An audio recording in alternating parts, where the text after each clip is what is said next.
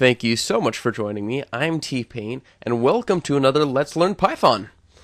So feel free to click on the right side to use the skip ahead feature to jump to a specific section or the examples that you'd like to learn. We're going to be using Python 2.7.4 in this exercise. You can download it from python.org/getit. This will build heavily on the past lessons, so feel free to go back and watch those again if anything is unclear. So let's go ahead and get started and open up idle. So just a minor note, I upgraded to 2.7.4. And so what you're going to do to upgrade to a new version of Python is you're going to go under, in Windows, I'm not sure what it is for Mac, but you're going to go under Python 2.7 and uninstall the 2.7.3 version before you install 2.7.4. And after you do that, then you're going to have to go into your C drive and delete it from the main directory and just click delete and delete it out, and then install the new version and it'll set everything up for you. That's just so you get a clean installation for it. So today's focus is going to be conditionals. So let's say we had some conditional we want to check for. Say if an integer were to get to a certain value. This is a perfect instance where we'd use the if conditional.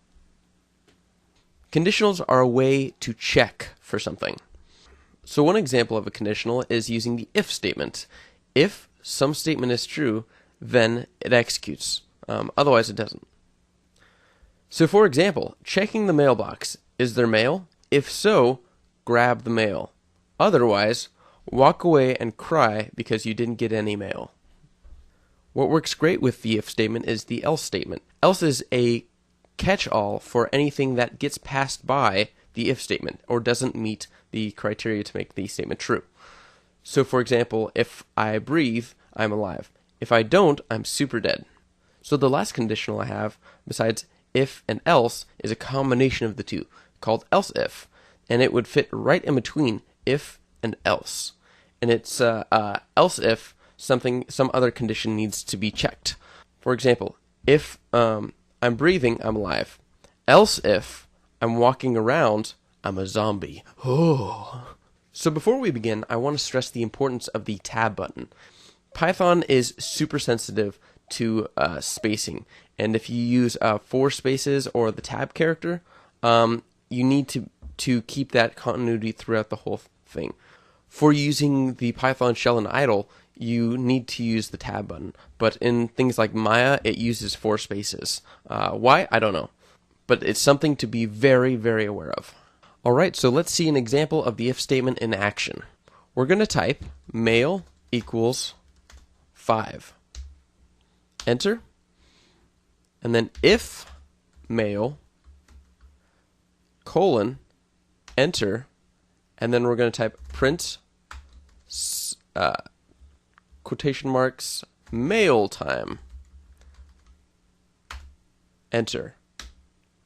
Enter. Okay.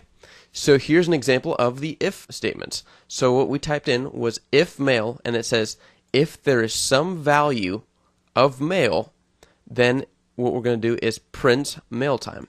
The reason I use print is because I want to start getting you in the practice of using it. Because as we developed Python scripts and files, we're going to be using print a lot more. Okay, so that's as simple as it gets. If some condition is met, print whatever. Alright, so let's go ahead and try another example. And now let's try an example of the if-else statement. So we're going to type in mail equals 0. Enter.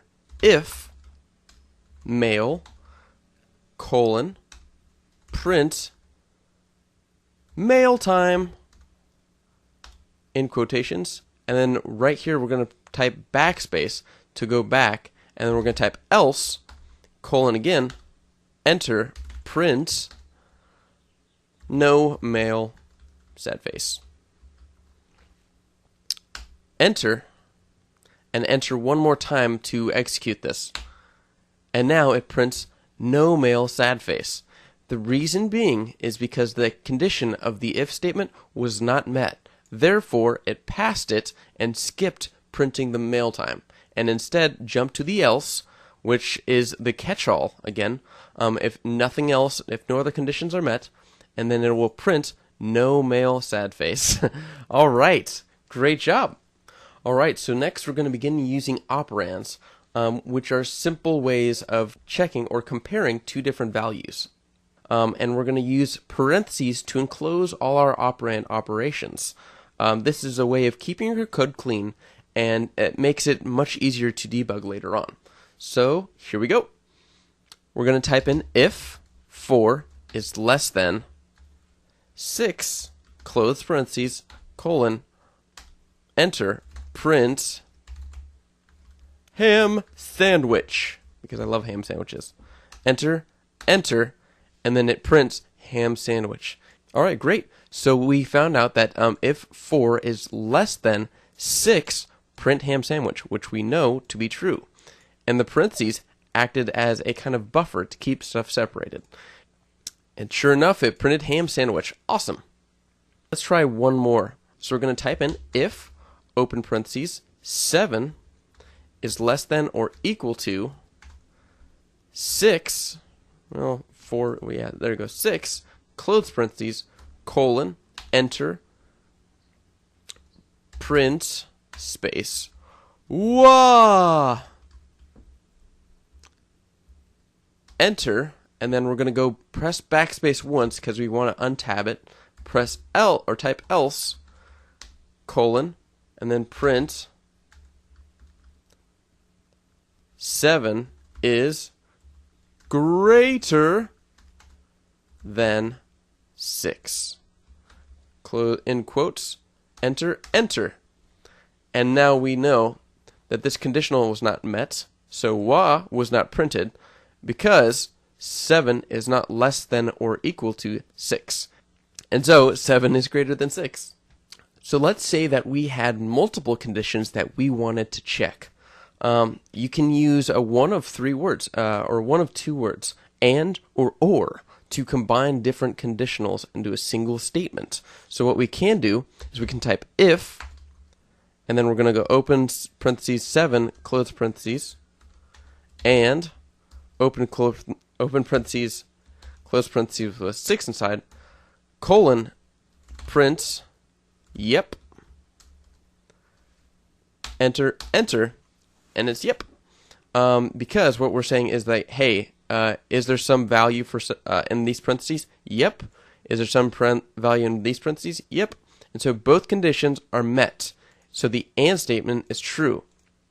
So and is used to make sure that both conditionals are met within a single statement.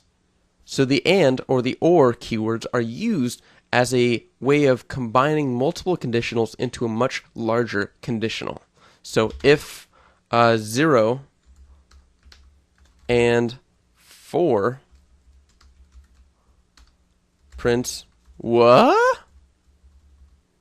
Wahahahaha. Enter, enter, and it will not be met because 0 is always false. Another keyword to know about is the not keyword. And we can use if not, and then we'll type in 0 in parentheses, colon, print, yep, enter, and it prints out yep, because the condition was met. And it says if not false. So if not false is basically saying if true, and which it is, then print yes. It's a way of reversing a conditional. All right, guys, thank you so much for watching. Great job in keeping up today. Definitely take a few minutes to investigate these final examples. They go over a lot of the topics that we went over. Also, please do me a huge favor and subscribe to my channel. That way you never miss another episode as I crank them out. And thank you so much for your support, and keep the dream alive.